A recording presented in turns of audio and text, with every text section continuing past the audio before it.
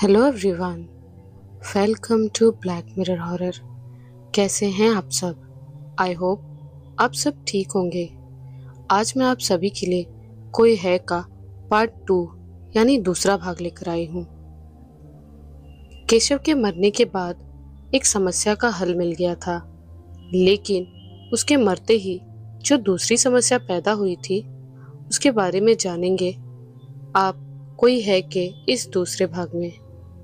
कोई है का फर्स्ट पार्ट देखने के बाद आप सबको ये तो पता चल ही गया होगा कि कैसे केशव ने जमीन के लालच में गरीब लोगों को मरवाया था और फिर कैसे उन लोगों की आत्माओं ने उससे अपना बदला लिया था और रघुनंदन ने किस तरह से उन आत्माओं की मदद की थी।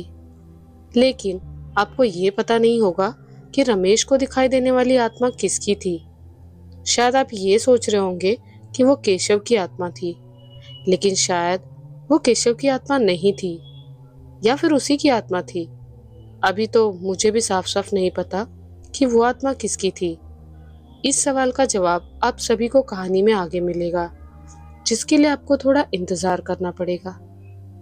मैं कहानी शुरू करूं उससे पहले हमारे नए दर्शक चैनल को सब्सक्राइब करके बेल आइकन दबाना ना भूले, और जिन्होंने कोई है का पहला पार्ट नहीं देखा तो इस वीडियो में आगे बढ़ने से पहले इसका पहला पार्ट जरूर देखें।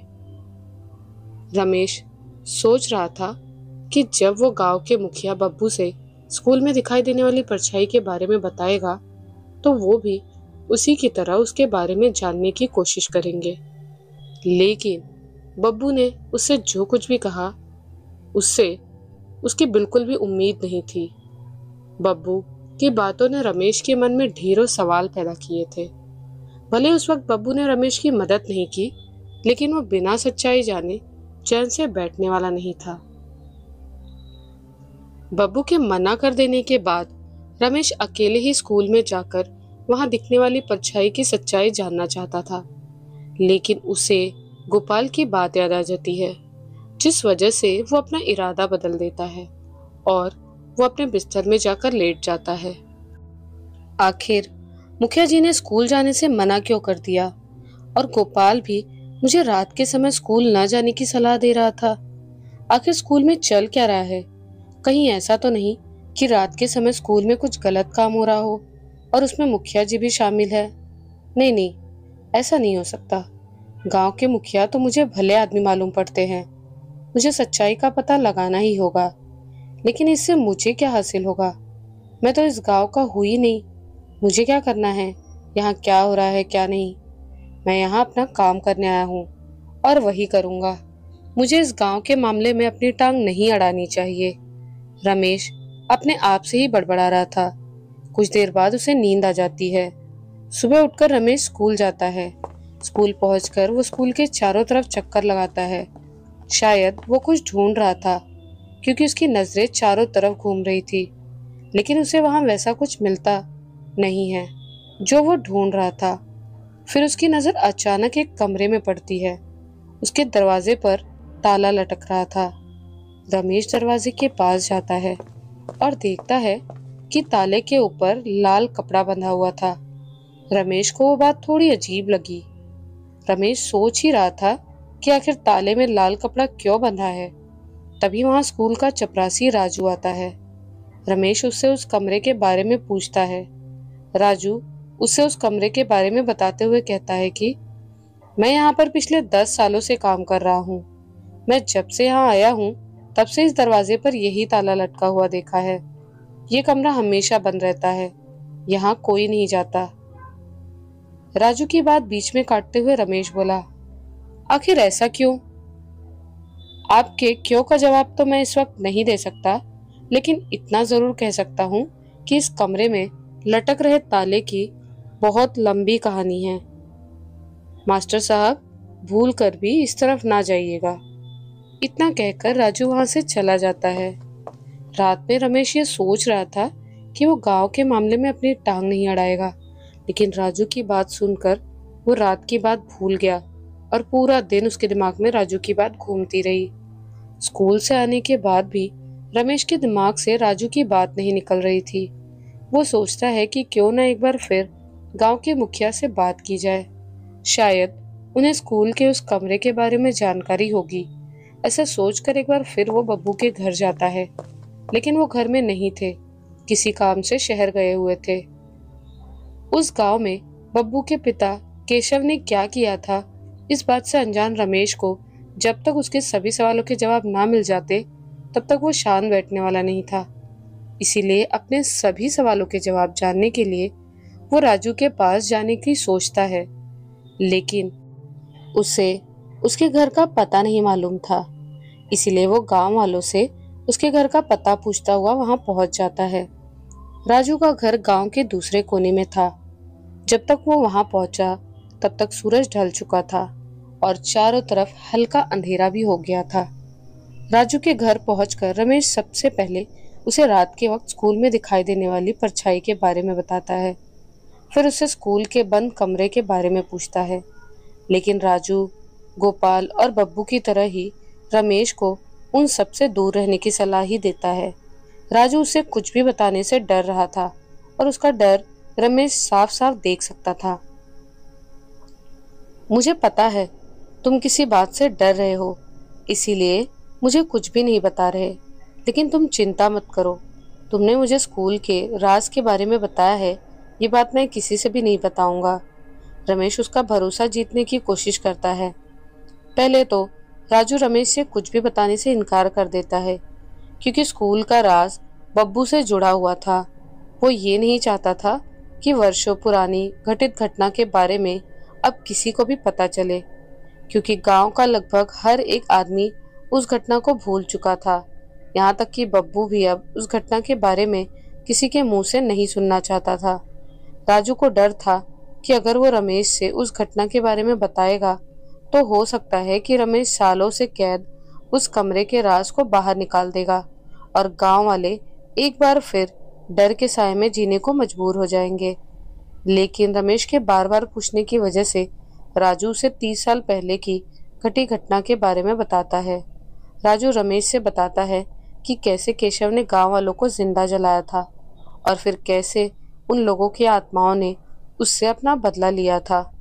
भले ही राजू ने रमेश को उस घटना के बारे में बताया था, लेकिन उसे ये नहीं बताया था कि केशव बब्बू का पिता है। राजू ने 30 साल पहले घटी घटना के बारे में रमेश से बताया और साथ ही साथ उसे सावधान रहने को भी कहा। दोनों को बातें करते हुए अंधेरा हो चुका था। जो राज रमेश जानना चाहता था वो राज बताने के बाद राजू उसे वापस घर जाने को कहता है। रमेश राजू के पास जो राज जानने के लिए आया था वो उसे पता चल चुका था, लेकिन उसे उसकी बातों पर बिल्कुल भी भरोसा नहीं था। उसे लग रहा था कि राजू ने उसे मनगढ़ंत कहानी सुनाई है, क्योंकि वो पढ़ा लिखा और शहर में रहने वाला व्यक्ति था, जिस वजह से उसे मालूम नहीं था कि बाहुबल क्या होता है और एक बाहुबली व्यक्ति क्या कर सकता है। अपने कमरे में पहुंचकर रमेश दोपहर का रखा खाना खाकर सो जाता है। दिन भर की थकान के कारण बिस्तर पर पड़ते ही उसे नींद आ जाती है। जब वो गहरी नींद में था तभी कोई दरवाजा खटखटाता है, जिसकी वजह से उसकी नींद खुल जाती है और वो गुस्से में चिल्लाते हुए कहता है, कौन है जो इतनी रात में दरवाजा खटखटा रहा है? मैं अभी सो रहा हूँ। तुमको जो कुछ भी काम है सुबह आकर कहना। अभी यहाँ से जाओ। क्यों इतना भड़क रहे हैं मास्टर साहब? मैं हूँ गांव का मुखिया बब्बू। मैं शहर से जब वापस आया तब मेरी पत्नी ने मुझे बताया कि आप मुझसे मिलने आए थे। मैंने सोचा कि आपको मुझसे कोई ज़रूरी काम होगा, इसीलिए मैं आपसे मिलने चला आया। ठीक है, अगर आप कहते हैं तो मैं अभी यहाँ से जाता हूँ। कल आप खुद आइएगा मेरे पास, बब्बू बोला। बब्बू की आवाज़ सुनकर रमेश तुरंत दरवाज़ा खोलता है और उसे कमरे के अंदर बुलाकर बैठने के लिए कुर्सी देता है। रमेश कुछ बोल पाता उससे पहले ही बब्बू बोला, मास्टर साहब, मैं जानता हूँ कि आपको स्कूल में एक परछाई दिखाई देती है और आप ये जानना चाहते हैं कि वो परछाई किसकी है। वो परछाई किसकी है ये तो मैं आपको नहीं बता सकता, लेकिन इतना ज़रूर कहूँगा कि आप उससे दूर ही रहें, तो ही इसमें आपकी और गांव वालों की भलाई है, क्योंकि सिर्फ आप ही अकेले नहीं हैं जिसने वो परछाई देखी है। आपके अलावा भी गांव से बहुत सारे लोग ऐसे हैं जिन्होंने न सिर्फ वो परछाई देखी बल्कि वो क्या कर सकती है उसका अनुभव भी किया है। अगर आप वो अनुभव नहीं करना चाहते तो आप उस परछाई से दूर रहे। आप इस गांव में पढ़ाने आए हैं तो बच्चों को पढ़ाइए और अपने काम से काम रखिए। इतना बोलकर बब्बू वहां से जाने लगता है। जाते हुए वो रमेश से फिर कहता है, रात के वक्त गांव में घूमना या स्कूल की तरफ जाना सुरक्षित नहीं है। तुम मुसीबत में पड़ सकते हो। तुम्हें नहीं पता कि सालों पहले इस गांव में क्या हुआ था। इस गांव में सालों पहले क्या हुआ था, मैं वो सब जान चुका हूँ। अब मैं सिर्फ इतना जानना चाहता हूँ कि रात के वक्त दिखाई देने वाली वो परछाई किसकी है और स्कूल का वो कमरा सालों से बंद क्यों है। इतना कहकर रमेश हंसने लगता है। बब्बू रमेश के हंसने का कारण नहीं समझ पा रहा था, क्योंकि उसे नहीं पता था कि राजू ने उसे गांव में घटी घटना के बारे में पहले ही सब कुछ बता दिया है और रमेश उस घटना पर यकीन नहीं करता। मास्टर जी, मेरा काम आपको सावधान करना था। आप मेरी बातों पर भरोसा करो या ना करो, ये आपकी मर्जी है, लेकिन इतना याद रखना कि आपकी वजह से हम गांव वालों को कोई परेशानी नहीं होनी चाहिए, नहीं तो इसका अंजाम अच्छा नहीं होगा। ये कहते वक्त बब्बू बहुत गुस्से में था। वो अपनी बात खत्म करके वहां से चला जाता है। बब्बू की बात को रमेश अपने ईगो पर ले लेता है और फैसला करता है कि चाहे जो कुछ भी हो जाए, वो स्कूल में दिखाई देने वाली परछाई और स्कूल के उस कमरे के राज के बारे में तो जानकर ही रहेगा। उसके लिए चाहे उसे कुछ भी करना पड़े। वो शांत बैठने वालों में से नहीं था। उसने बब्बू की बात को गंभीरता से नहीं लिया था, जिस वजह से वो खुद को और गांव के लोगों को मुसीबत में डालने वाला था। बब्बू के वहां से जाने के कुछ देर बाद रमेश रात के वक्त अंधेरे का फायदा उठाकर छुपते छुपाते स्कूल पहुंच जाता है और पिछले 30 साल से बंद पड़े कमरे के पीछे जाकर छुप जाता है ताकि वो उस परछाई का पता लगा सके। रमेश 2 घंटे तक कमरे के पीछे छुपा रहता है, लेकिन उसे वहां कोई भी दिखाई नहीं देता। एक जगह पर बैठा हुआ वो खींच जाता है, जिस वजह से बाहर निकल वो सिगरेट पीने लगता है। रमेश को अचानक ऐसा लगता है जैसे कोई उसके पीछे खड़ा है और उससे बोलता है, मुझे भी बीड़ी पिला। रमेश पीछे मुड़कर देखता है तो उसके पीछे कोई भी नहीं था। अंधेरा बहुत ज्यादा था और रमेश के दिमाग में स्कूल में घूमने वाली परछाई का ही ख्याल था, जिस वजह से उसे लगा शायद वो उसके मन का वहम है। जिसके बाद वो फिर से सिगरेट पीने लगा। सिगरेट पीता हुआ रमेश स्कूल के दरवाजे की तरफ ही देख रहा था। तभी उसे ऐसा समझ में आया जैसे उस कमरे के अंदर आग लगी है और कोई चीख रहा है। रमेश बहुत ज्यादा घबरा गया। उसने तुरंत सिगरेट फेंकी और कमरे की तरफ भागा। वो जैसे ही कमरे के पास गया तो आग बुझ गई। उस वक्त रमेश थोड़ा डर चुका था। वो वहां से वापस अपने कमरे में आने के लिए मुड़ा।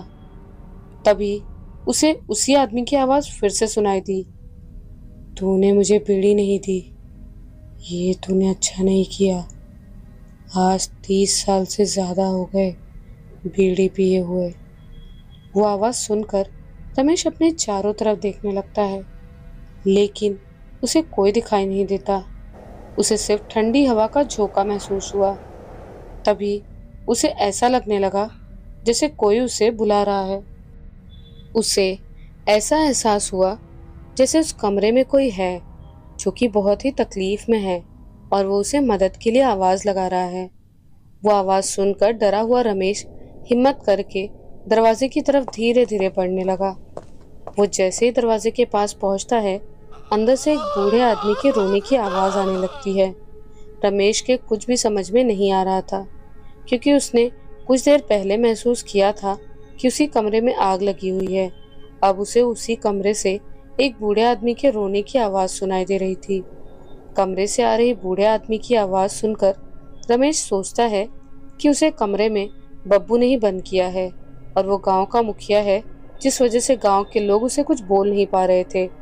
रमेश अपने मन में एक कहानी बना लेता है और उसी को सच मान बैठता है।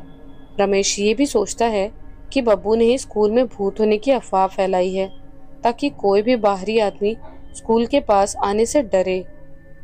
कोई मेरी मदद करो, मुझे यहाँ से बाहर निकालो, मैं बहुत तकलीफ में हूँ, मुझे बचा लो, कोई तो मुझ पर रहम करो। रमेश को एक बार फिर उस बूढ़े आदमी की दर्द भरी आवाज सुनाई दी। उसकी आवाज सुनकर रमेश अपने आसपास बड़ा सा पत्थर ढूंढने लगा। ताकि वो उस पत्थर से ताला तोड़कर उस बूढ़े आदमी को कमरे से बाहर निकाल सके। जैसे ही रमेश को बड़ा सा पत्थर मिलता है, वो उस पत्थर से कमरे का ताला तोड़ देता है। ताला तोड़कर जैसे ही रमेश कमरे के अंदर जाता है, वैसे ही उसे तेज हवा का झोंका महसूस होता है और कमरे में जोर जोर से हंसने की भयानक आवाज गूंजने लगती है। वो भयानक आवाज सुनकर रमेश बहुत ज्यादा डर जाता है, लेकिन वो कमरे में बंद बूढ़े आदमी को बाहर निकालना चाहता था, जिस वजह से वो कमरे से बाहर नहीं भागता। 30 सालों से बंद रहने के कारण कमरे के अंदर मकड़ी के जाले लग जाते हैं और पूरा कमरा धूल से भरा हुआ होता है। अंधेरे में रमेश पूरे कमरे में उस बूढ़े आदमी को ढूंढने की कोशिश करता है, लेकिन उसे वहां कोई भी नहीं मिलता। मिलता तो तब ना, जब वहां कोई होता। रमेश का पैर किसी गोल चीज पर पड़ा। अंधेरे की वजह से वो देख नहीं पाया कि उसका पैर किस चीज से टकराया है। उसने सोचा शायद वो मिट्टी का बर्तन होगा। कमरे में एक अजीब गंध थी जो रमेश को बहुत ज्यादा परेशान कर रही थी। तभी रमेश ने कमरे से बाहर जाती हुई एक परछाई देखी।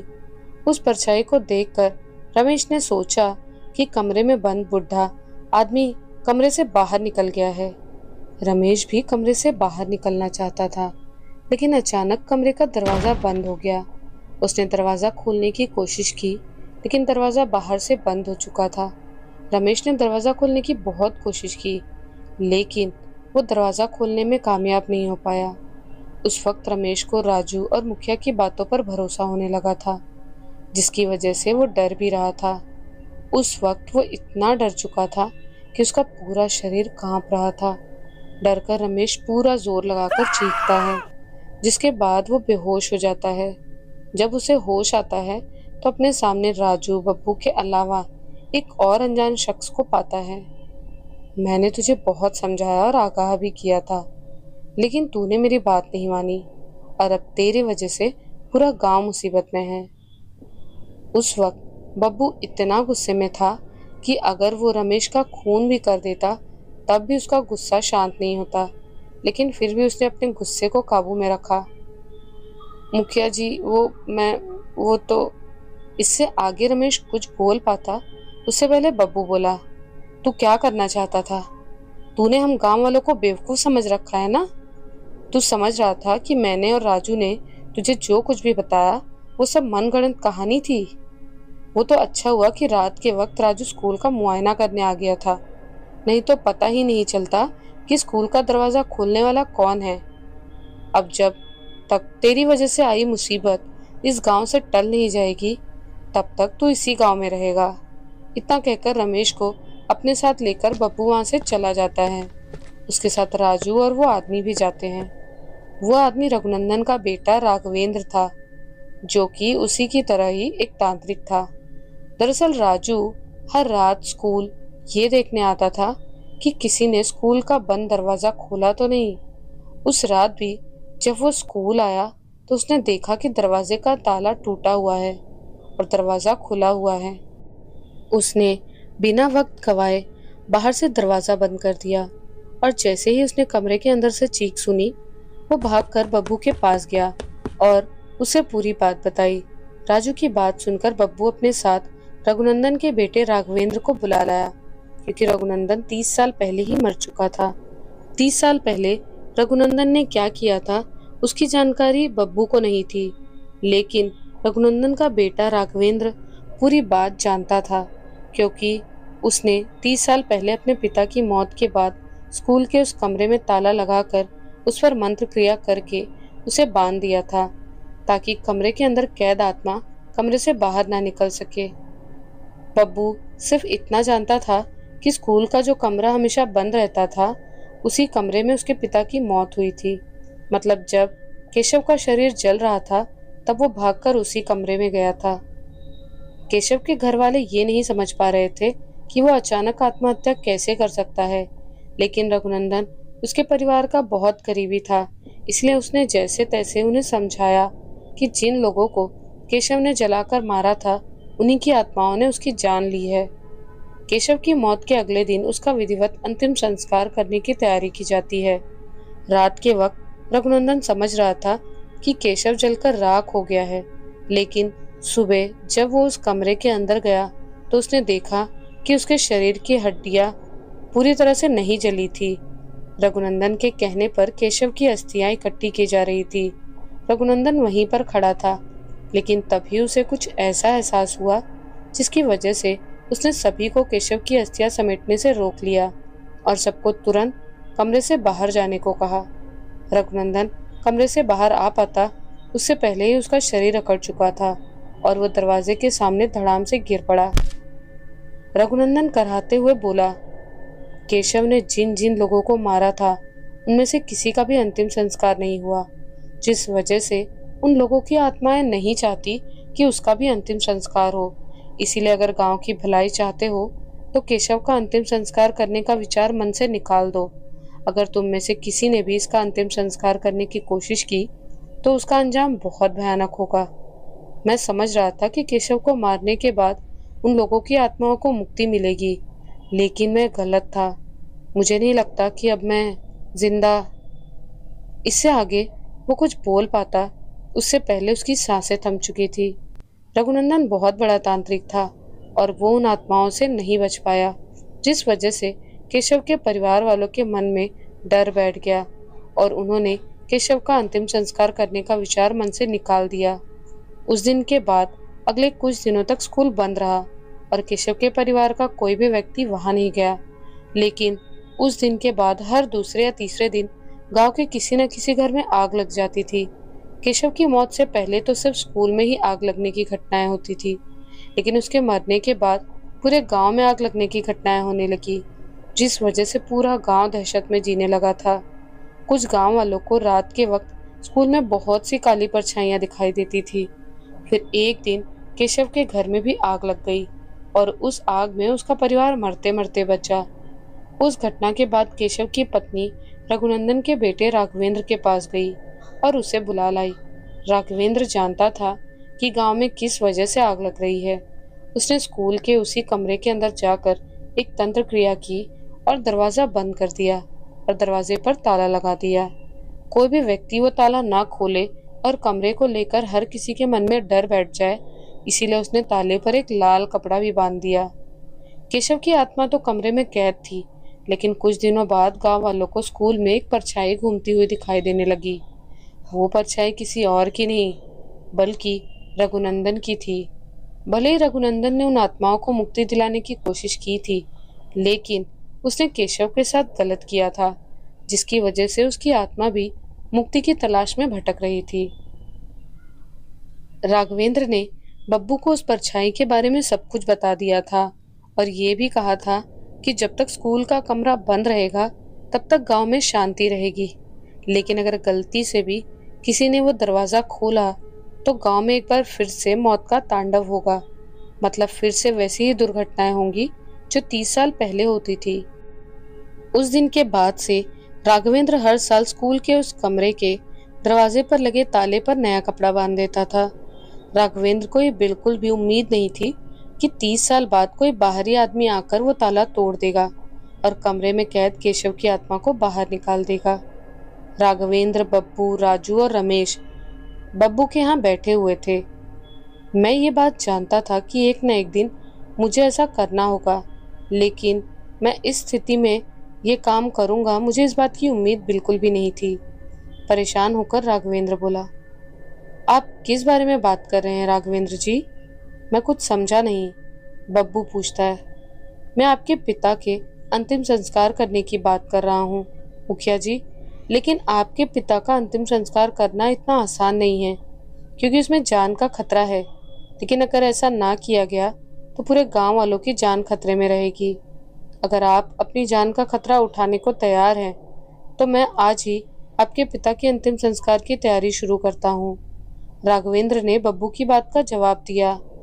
मैं भी ये जानता था कि एक न एक दिन मुझे अपने पिता का अंतिम संस्कार करना ही पड़ेगा, लेकिन मुझे इस बात की उम्मीद नहीं थी कि उसमें मेरी जान को खतरा होगा। लेकिन अगर अपनी जान खतरे में डालकर मैं स्कूल में पढ़ने वाले बच्चों और गांव वालों की जान बचा सकता हूं, तो मैं अपनी जान खतरे में डालने को तैयार हूं। बब्बू की बात सुनकर रमेश उसके पैरों पर गिर पड़ा और माफ़ी मांगते हुए बोला, मुझे माफ़ कर दीजिए मुखिया जी, मेरी गलती की वजह से इस गांव पर इतनी बड़ी मुसीबत आई है। मुझे नहीं पता था कि आप इतने नेक दिल इंसान हैं। मैं तो समझ रहा था कि आपने उस कमरे में कुछ छुपा रखा है और उसी राज को दबाए रखने के लिए भूत प्रेत की कहानी फैलाई है। कोई बात नहीं मास्टर जी, अब जो हो गया उसके बारे में सोचने से कुछ नहीं होगा। अब आगे क्या करना है वो सोचना होगा। बब्बू ने रमेश की बात का जवाब दिया। ठीक है, मैं अभी जा रहा हूँ, शाम को वापस आऊंगा। इतना कहकर राघवेंद्र वहां से चला जाता है। राघवेंद्र महाकाली का बहुत बड़ा भक्त था और उन पर भरोसा करके ही वो तंत्र क्रिया करता था। गांव के बाहर महाकाली का बहुत बड़ा मंदिर बना हुआ था। राघवेंद्र की तंत्र क्रिया करने की जगह उसी मंदिर के पीछे बनी हुई थी। वो वहीं जाकर यज्ञ करता था और महाकाली का आशीर्वाद लेकर एक ताबीज बनाता है और शाम को वही ताबीज बब्बू को देता है। ताबीज देते हुए राघवेंद्र ने बब्बू से बताया कि जब तक ताबीज उसके पास रहेगा तब तक कोई भी प्रेत आत्मा उसे छू नहीं पाएगी और वही ताबीज लेकर उसे अपने पिता की अस्थियां इकट्ठी करनी होंगी। फिर उनका विधिवत अंतिम संस्कार करना होगा और उसे आगाह भी किया कि चाहे जो कुछ भी हो जाए, पीछे से कोई भी आवाज दे उसे, जब तक अंतिम संस्कार की क्रिया पूरी नहीं हो जाती तब तक उसे पीछे मुड़कर नहीं देखना है। अगर उसने पीछे मुड़कर देखा तो उसकी जान जा सकती है या फिर उसे जिंदगी भर का सदमा लग सकता है, मतलब वो पागल हो जाएगा। केशव की अस्थियां इकट्ठा करने का काम रात में शुरू किया जाता है। कमरे के अंदर सिर्फ बब्बू ही था। राघवेंद्र कमरे के बाहर खड़ा था। रमेश गांव छोड़कर भाग गया था। लालटेन की रोशनी में बब्बू अपने पिता की अस्थियां एक बोरी में भर रहा था। उस वक्त उसे बहुत डरावने एहसास हो रहे थे। कभी उसे अपने पिता की आवाज़ सुनाई देती तो कभी उसे बहुत सारे लोग एक साथ बातें करते हुए सुनाई देते। केशव की आवाज़ भी सुनाई देती, बेटा तू जो भी कर रहा है ठीक कर रहा है, जल्दी कर, मुझे मुक्ति दिला। तो कभी लोगों की भीड़ कहती, तू ये बहुत गलत कर रहा है, हम में से कोई भी तुझे नहीं छोड़ेगा, इसने हमारे साथ गलत किया है, इसके किए की सज़ा इसे मिल चुकी है, तुझे भी तेरे किए की सज़ा मिलेगी। वो आवाज़ सुनकर बब्बू बहुत डर गया और कमरे से बाहर आ गया। मैं जानता हूँ कि आप बहुत डर रहे हैं मुखिया जी, लेकिन एक यही तरीका है जिससे गांव वालों को आने वाली मुसीबत से छुटकारा मिलेगा। और आप ये नहीं जानते कि आपके पिता की वजह से ही मेरे पिता की जान गई थी। जब तक आपके पिता की आत्मा को मुक्ति नहीं मिलेगी तब तक मेरे पिता की आत्मा भी भटकती रहेगी। राघवेंद्र की बात सुनकर बब्बू में हिम्मत आ जाती है और वो अपने पिता की अस्थियां मतलब हड्डियां बोरी में भरकर कमरे से बाहर ले आता है। जैसे ही बब्बू कमरे से बाहर निकलता है वैसे ही उसे कमरे के अंदर से अपने पिता की दर्द भरी आवाज़ सुनाई देती है, मुझे यहाँ छोड़कर मत जा, मुझे भी अपने साथ ले चल बेटा। बब्बू उस आवाज़ को नज़रअंदाज करके राघवेंद्र के साथ स्कूल से बाहर जाने लगता है।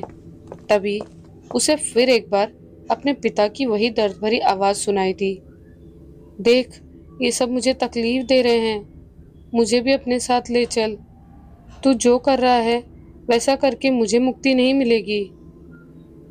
बब्बू पीछे मुड़कर देखने वाला होता है कि राघवेंद्र उसे टोकता है और कहता है, चाहे जो कुछ भी हो जाए पीछे मुड़कर नहीं देखना।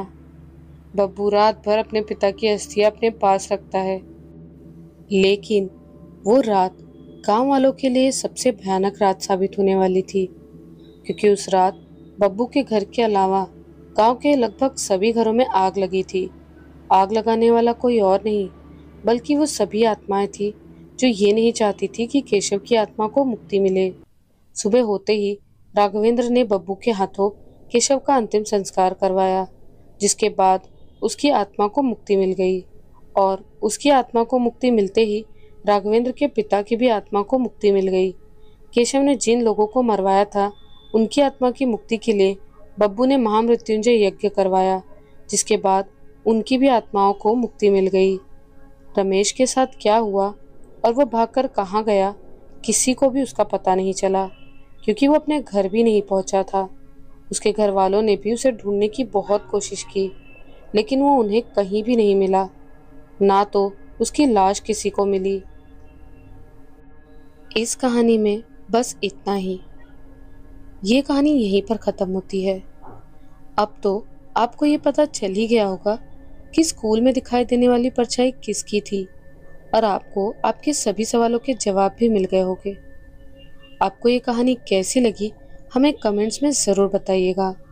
मिलती हूँ बहुत जल्द आप सभी से फिर से एक ऐसी ही नई और डरावनी कहानी के साथ। तब तक के लिए अपना ख्याल रखिएगा। Bye and take care.